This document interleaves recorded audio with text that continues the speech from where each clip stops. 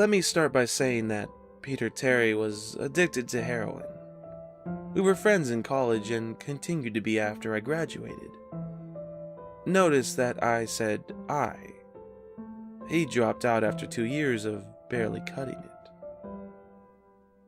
After I moved out of the dorm and into a small apartment, I didn't see Peter as much. We would talk online every now and then. AIM was king back then in pre-Facebook years. There was a period where he wasn't online for about 5 weeks straight. I wasn't worried. He was a pretty notorious flake and drug addict, so I assumed he just stopped caring. Then one night, I saw him log on. Before I could initiate a conversation, he sent me a message. David, man, we need to talk. That was when he told me about the No End House. It got that name because no one ever reached the final exit.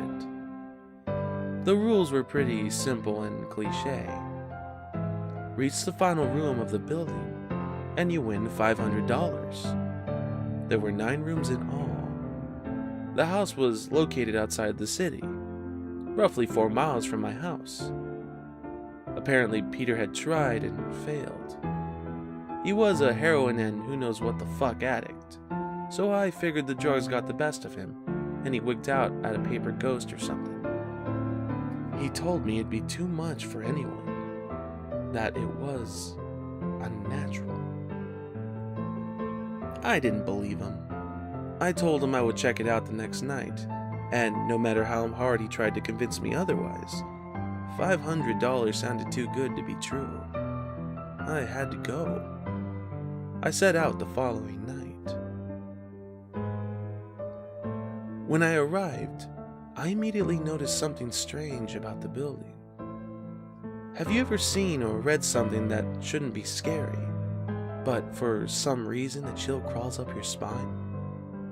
I walked towards the building, and the feeling of uneasiness only intensified as I opened the front door. My heart slowed, and I let a relieved sigh leave me as I entered. The room looked like a normal hotel lobby, decorated for Halloween. A sign was posted in place of a worker. It read, "Room 1 this way. 8 more follow. Reach the end and you win." I chuckled and made my way to the first door. The first area was almost laughable. The decor resembled the Halloween aisle of a Kmart, complete with cheap ghosts and automatic zombies that gave a static growl when you passed by. At the far end was an exit. It was the only door besides the one I entered through. I brushed through the fake spider webs and headed for the second room. I was greeted by fog as I opened the door to room 2. The room definitely upped the ante in terms of technology. Not only was there a fog machine, but a bat that hung from the ceiling and flew in a circle. Scary. They seemed to have a Halloween soundtrack that one would find in a 99-cent store, on loop somewhere in the room. I didn't see a stereo, but I guess they must have used a PA system. I stepped over a few toy rats that wheeled around, and walked with a puffed chest across to the next area. I reached for the doorknob, and my heart sank. I did not want to open that door. A feeling of dread hit me so hard I could barely even think. Logic overtook me after a few terrified moments, and I shook it off and entered the next room. Room 3 is when things begin to change. On the surface, it looked like a normal room. There was a chair in the middle of the wood-paneled floor. A single lamp in the corner did a poor job of lighting the area, casting a few shadows across the floor and walls. That was the problem. Shadows. Plural. With the exception of the chairs, there were others. I had barely walked in the door, and I was already terrified. It was at that moment I knew something wasn't right. I didn't even think as I automatically tried to open the door I came through. It was locked from the other side. This set me off. Was someone locking the doors as I progressed? There was no way. I would have heard them. Was it a mechanical lock that set automatically? Maybe, but I was too scared to really think. I turned back to the room, and the shadows were gone. The chair's shadow remained, but the others were gone. I slowly began to walk. I used to hallucinate when I was a kid, so I wrote off the shadows as a figment of my imagination. I began to feel better as I made it to the hallway point of the room.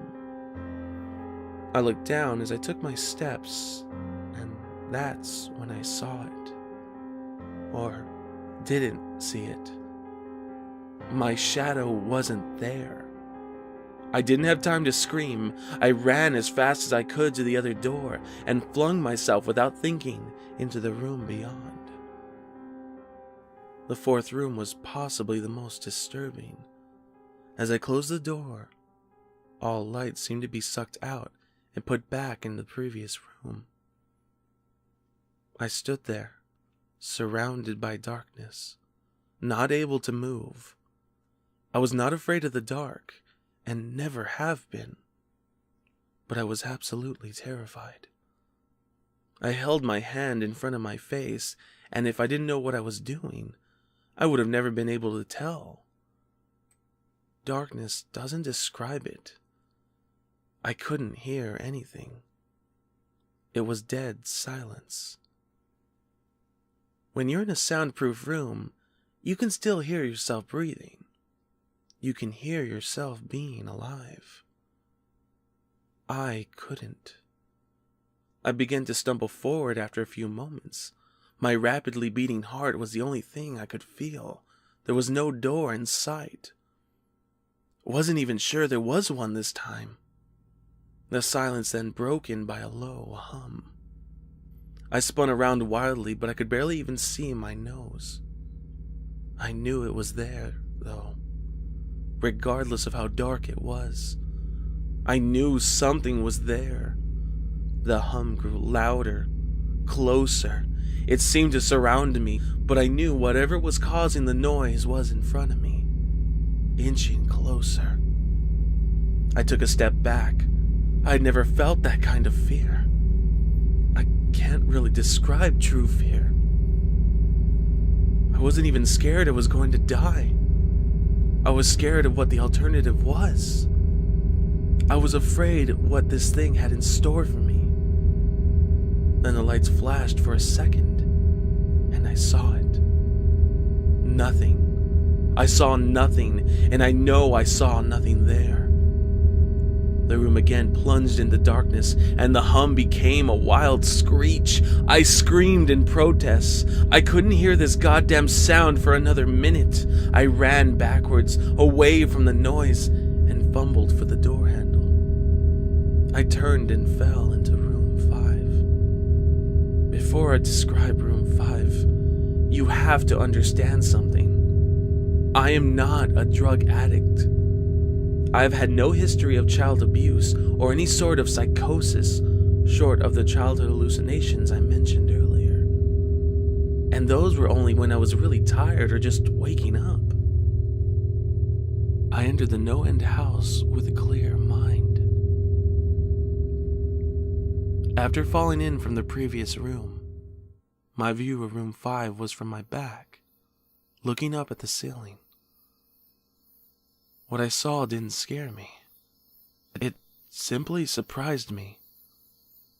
Trees had grown into the room and towered above my head. The ceilings in this room were taller than others, which made me think I was in the center of the house. I got up off the floor and dusted myself off and took a look around. It was definitely the biggest room of them all. I couldn't even see the door from where I was. Various brush and trees must have blocked my line of sight with the exit. Up to this point, I figured the rooms were going to get scarier. But this was paradise compared to the last room. I also assumed whatever was in room 4 stayed back there. I was incredibly wrong. As I made my way deeper into the room, I began to hear what one would hear if they were in a forest. Chirping and bugs and the occasional flap of birds seemed to be my only company in this room. That was the thing that bothered me the most. I heard the bugs and other animals, but I didn't see any of them. I began to wonder how big this house was. From the outside, when I first walked up to it, it looked like a regular house. It was definitely on the bigger side, but this was almost a full forest in here. The canopy covered my view of the ceiling, but I assumed it was still there, however high it was. I couldn't see any walls either. The only way I knew I was still inside, that the floor matched the other rooms, the standard dark wood paneling. I kept walking, hoping that the next tree I passed would reveal the door. After a few moments of walking, I felt a mosquito fly onto my arm. I shook it off and kept going. A second later, I felt about 10 more land on my skin at different places. I felt them crawl up and down my arms and legs, and a few made their way across my face. I flailed wildly to get them off, but they just kept crawling. I looked down and let out a muffled scream. More of a whimper, to be honest. I didn't see a single bug. No one bug was on me, but I could feel them crawl. I heard them fly by my face and sting my skin, but I couldn't see a single one. I dropped to the ground and began to roll wildly. I was desperate. I hated bugs, especially ones I couldn't see or touch. But the bugs could touch me, and they were everywhere. I began to crawl. I had no idea where I was going. The entrance was nowhere in sight, and I still hadn't seen the exit. So I just crawled, my skin wiggling with the presence of those phantom bugs. After what seemed like hours, I found the door. I grabbed the nearest tree and propped myself up, mindlessly slapping my arms and legs to no avail. I tried to run, but I couldn't. My body was exhausted from crawling and dealing with whatever it was that was on me. I took a few shaky steps to the door, grabbed each tree on the way for support. It was only a few feet away when I heard it. The low hum from before. It was coming from the next room, and it was deeper.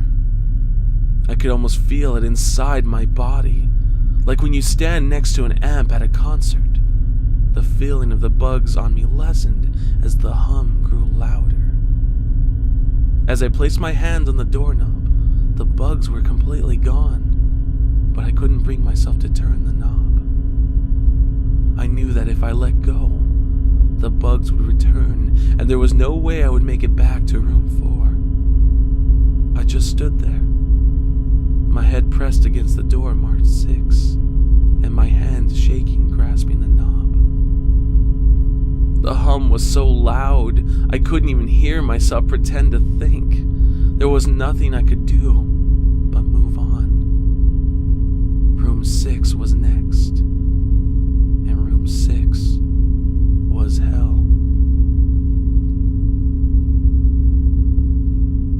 I closed the door behind me, my eyes held shut and my ears ringing. The hum was surrounding me. As the door clicked into place, the hum was gone.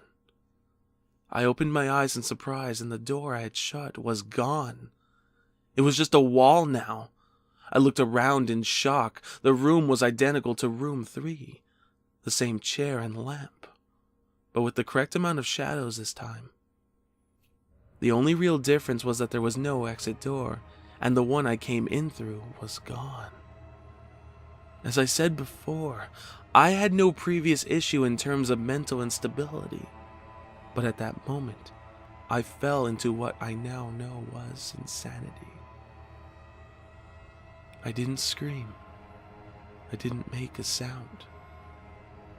At first, I scratched softly. The wall was tough, but I knew the door was there somewhere. I just knew it was. I scratched at where the doorknob was. I clawed at the wall frantically with both hands, my nails being filed down to the skin against the wood. I fell silently to my knees, the only sound in the room the incessant scratching against the wall. I knew it was there. The door was there. I knew it was just there. I knew if I could just get past the wall. Are you alright? I jumped off the ground and spun in one motion. I leaned against the wall behind me, and I saw what it was that spoke to me. To this day, I regret ever turning around. There was a little girl. She was wearing a soft white dress that went down to her ankles. She had long blonde hair to the middle of her back, and white skin and blue eyes. She was the most frightening thing I'd ever seen, and I know nothing in my life will ever be as unnerving as what I saw in her. While looking at her, I saw something else. Where she stood, I saw what looked like a man's body, only larger than normal and covered in hair. He was naked from head to toe, but his head was not human and his toes were hooves. It wasn't the devil, but at that moment, it might as well have been. The form had the head of a ram and the snout of a wolf. It was horrifying, and it was synonymous with the little girl in front of me. They were the same form. I can't really describe it, but I saw them at the same time. They shared the same spot in the room, but it was like looking at two separate dimensions. When I saw the girl, I saw the form. And when I saw the form, I saw the girl. I couldn't speak. I could barely even see. My mind was revolting against what it was attempting to process. I had been scared before in my life, and I'd never been more scared than when I was trapped in the 4th room. But that was before room 6. I just stood there, staring at whatever it was that spoke to me. There was no exit. I was trapped here with it. And then it spoke again. David, you should have listened. When it spoke, I heard the words of the little girl, but the other form spoke through my mind in a voice I won't attempt to describe. There was no other sound. The voice just kept repeating the sentence over and over in my mind, and I agreed. I didn't know what to do. I was slipping into madness, yet couldn't take my eyes off of what was in front of me. I dropped to the floor. I thought I had passed out, but the room wouldn't let me. I just wanted it to end. I was on my side, my eyes wide open, and the form staring down at me. Scurrying across the floor in front of me was one of those battery-powered rats from the 2nd room. The house was toying with me, but for some reason, seeing that rat pulled my mind back from whatever depths it was headed, and I looked around the room. I was getting out of there. I was determined to get out of that house and live and never think about this place again. I knew this room was hell, and I wasn't ready to take up residency. At first, it was just my eyes that moved. I searched the walls for any kind of opening. The room wasn't that big, so it didn't take me long to soak up the entire layout. The demon still taunting me, the voice growing louder as the form stayed rooted where it stood. I placed my hand on the floor, lifted myself up to all fours, and turned to scan the wall behind me. Then I saw something I couldn't believe.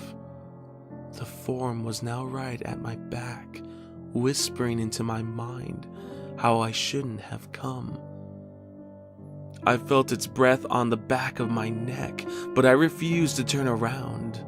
A large rectangle was scratched into the wood, with a small dent chipped away in the corner of it.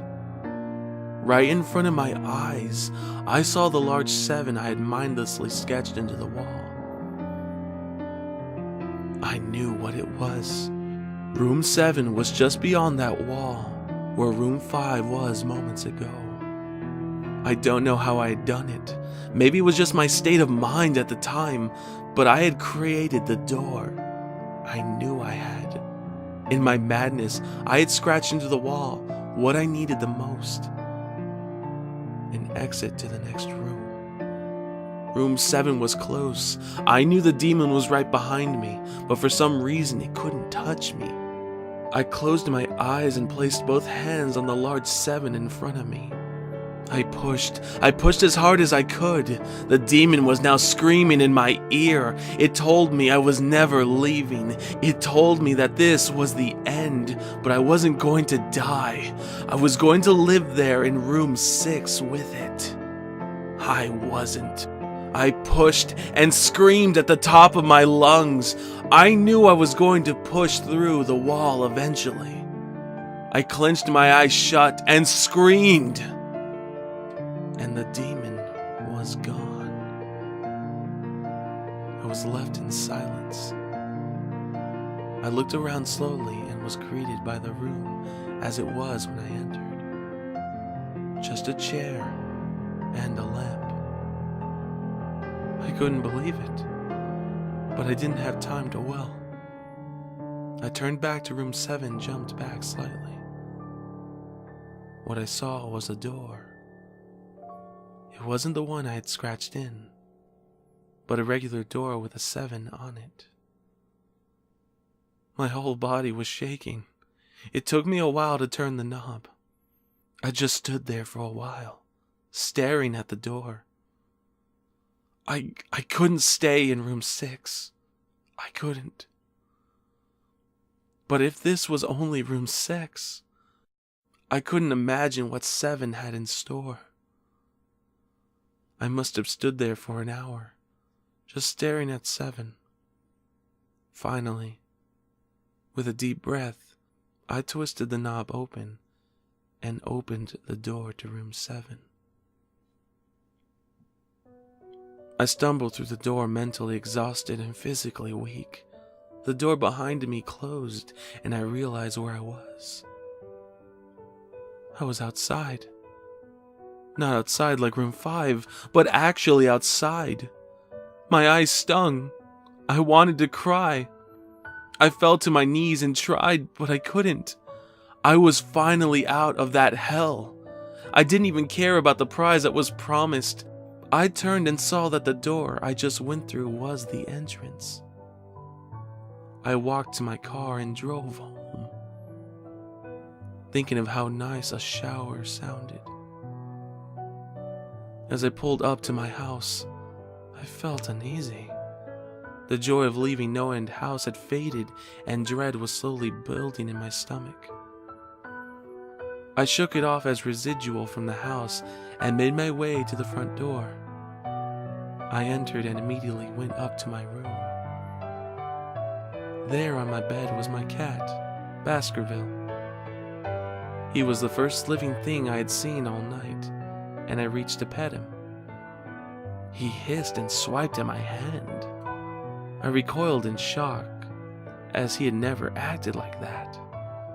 I thought, whatever, he's an old cat.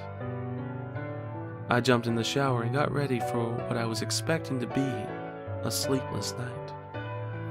After my shower, I went to the kitchen to make something to eat. I descended the stairs and turned into the family room. What I saw would forever be burned into my mind, however. My parents were lying on the ground, naked and covered in blood. They were mutilated to near unidentifiable states. Their limbs were removed and placed next to their bodies. Their heads were placed on their chests, facing me. The most unsettling part was their expressions. They were smiling, as though they were happy to see me. I vomited and sobbed there in the family room. I didn't know what happened. They didn't even live with me at the time. I was a mess. Then I saw it. A door that was never there before.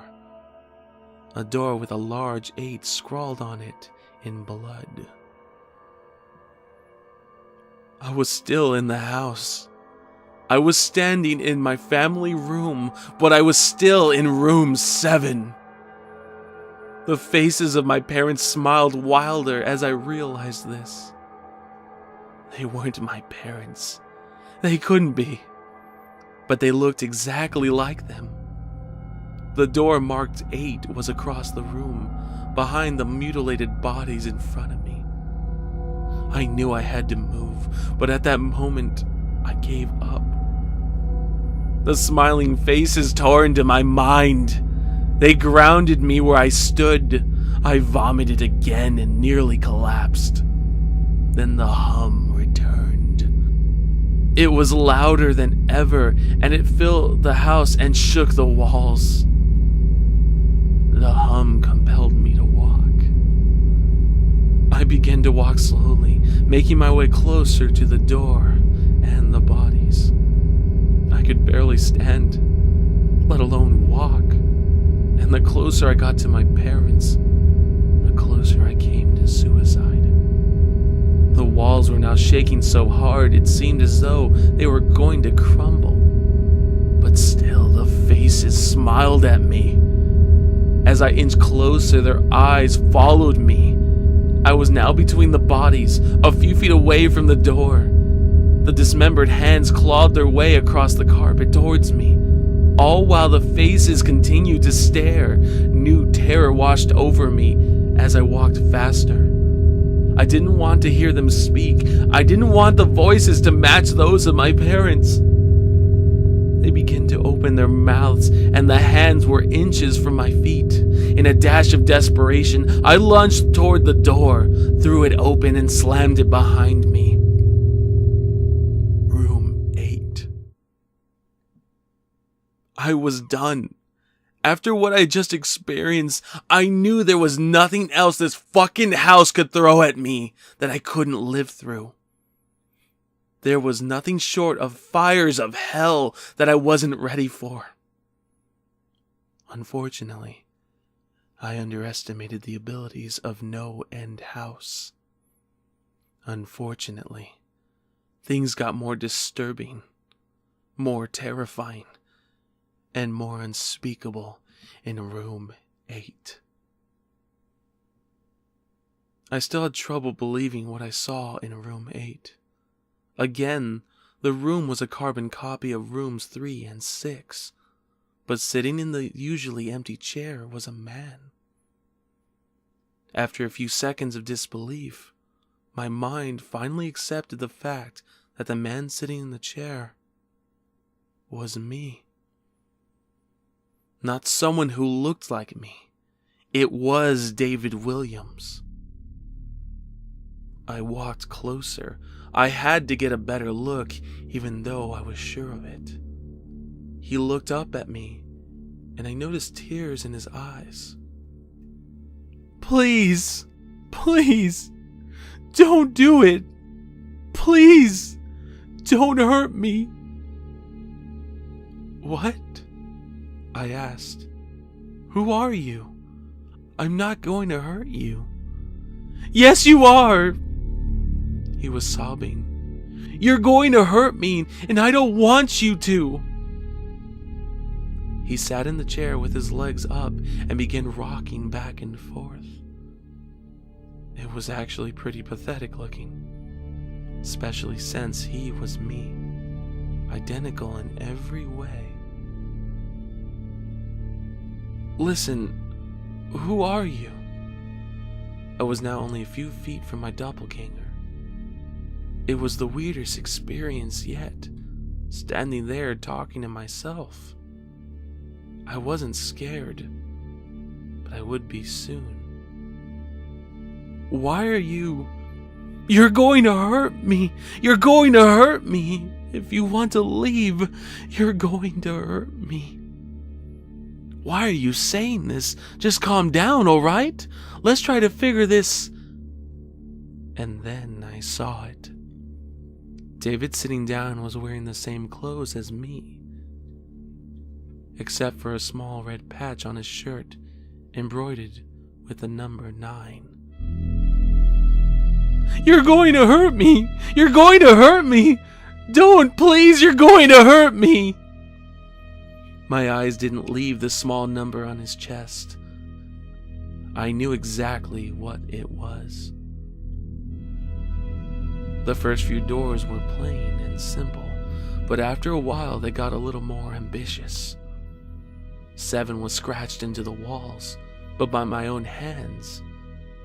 8 was marked in blood above the bodies of my parents.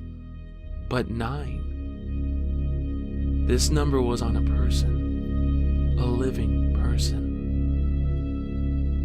Worse still, it was on a person that looked exactly like me. David? I had to ask. You're going to hurt me. You're going to hurt me. He continued to sob and rock. He answered to David. He was me, right down to the voice. But that 9. I paced around for a few minutes while he sobbed in the chair. Similarly to room 6, the door I came through was gone.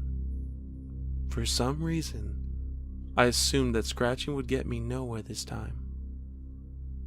I studied the walls and floor around the chair, sticking my head underneath and seeing if anything was below. Unfortunately, there was. Below the chair was a knife. Attached was a tag that read, "To David, from management." The feeling in my stomach as I read that tag was something sinister. I wanted to throw up, and the last thing I wanted to do was remove that knife from under that chair. The other David was still sobbing uncontrollably. My mind was spinning into an attic of unanswerable questions. Who put this here, and how did they get my name? Not to mention the fact that as I knelt on the cold wood floor, I also sat in that chair, sobbing in protest of being hurt by myself. It was all too much to process. The house and the management had been playing with me this whole time. My thoughts for some reason turned to Peter, and whether or not he got this far. If he did, if he met a Peter Terry sobbing in this very chair, rocking back and forth. I shook those thoughts out of my head. They didn't matter. I took the knife from under the chair, and immediately the other David went quiet. "David," he said in my voice, "what do you think you're going to do?" I lifted myself from the ground and clenched the knife in my hand. "I'm going to get out of here." David was still sitting in the chair, though he was very calm now. He looked up at me with a slight grin. I couldn't tell if he was going to laugh or strangle me. Slowly, he got up from the chair and stood, facing me. It was uncanny.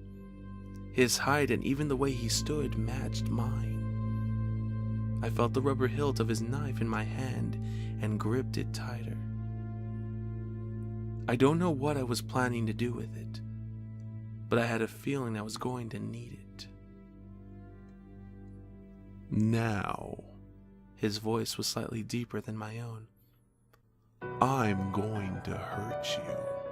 I'm going to hurt you, and I'm going to keep you here.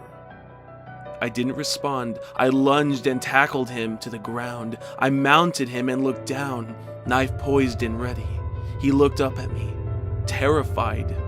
It was like I was looking into a mirror. Then the hum returned, low and distant, though I still felt it deep in my body. David looked up at me as I looked down at myself. The hum was getting louder, and I felt something inside me snap. With one motion, I slammed the knife into the patch on his chest and ripped down. Blackness fell on the room, and I was falling.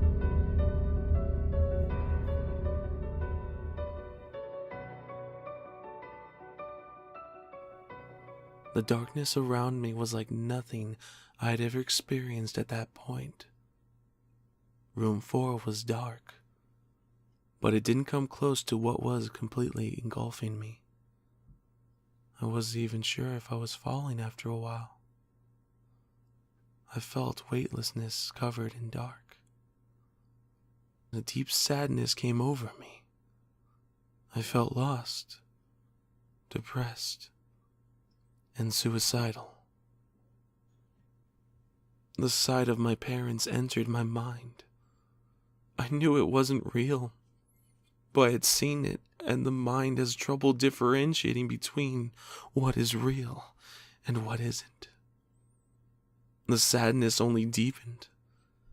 I was in room 9 for what seemed like days. The final room. And that's exactly what it was. The end. No End House had an end, and I had reached it.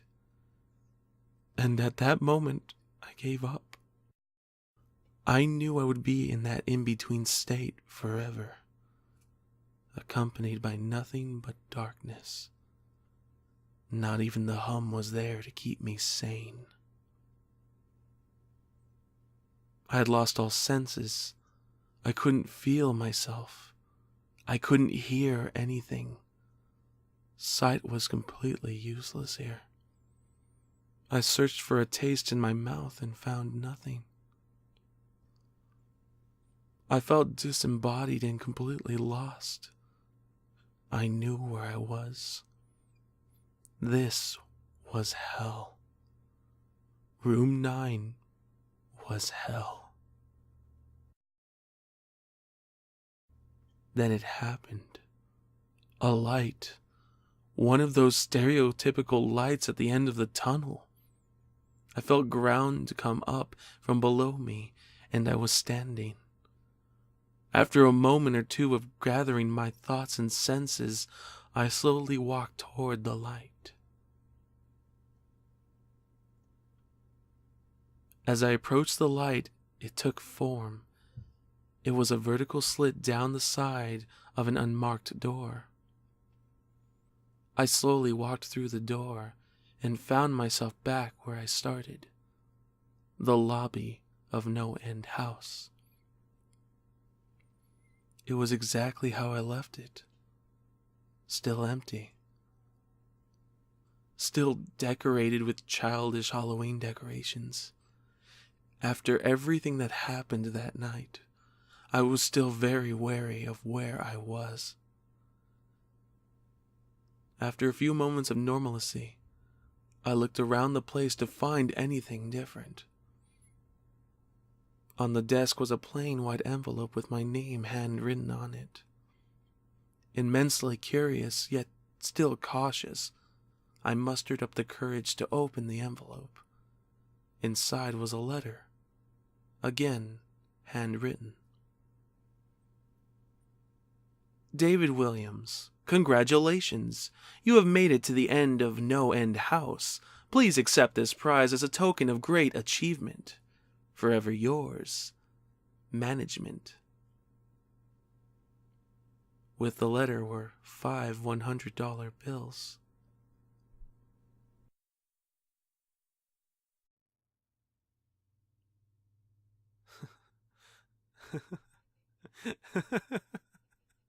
I couldn't stop laughing. I laughed for what seemed like hours. I laughed as I walked out of my car, and I laughed as I drove home. I laughed as I pulled into my driveway. I laughed as I opened my front door to my house. And I laughed as I saw the small 10 etched into the wood.